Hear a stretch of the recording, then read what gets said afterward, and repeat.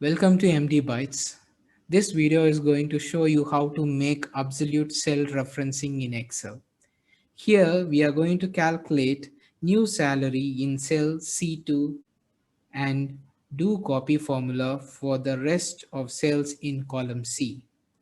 So salary will be calculated based on the data not only in B2 but also in cell E1.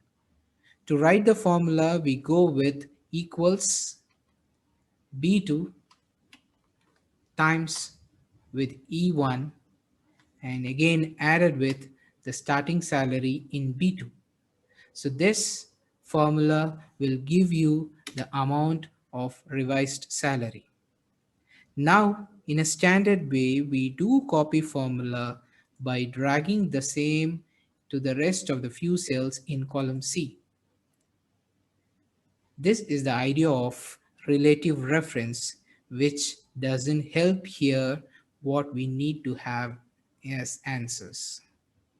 This is because the relative reference model have not referred the cell E1.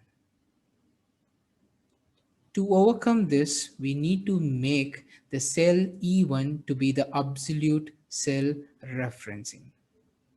For that, we need to select the cell value E1 and press function key F4, or else we can manually key in the dollar signs in here.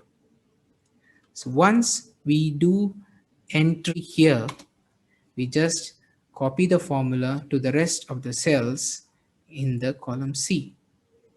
Now you can see the values of the salaries have been revised. Let us see what is happening inside.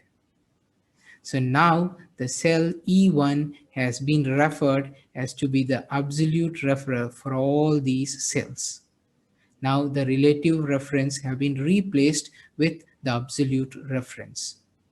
So to make absolute reference, we just need to press function key F4, or else we can do by manually keying dollar signs directly.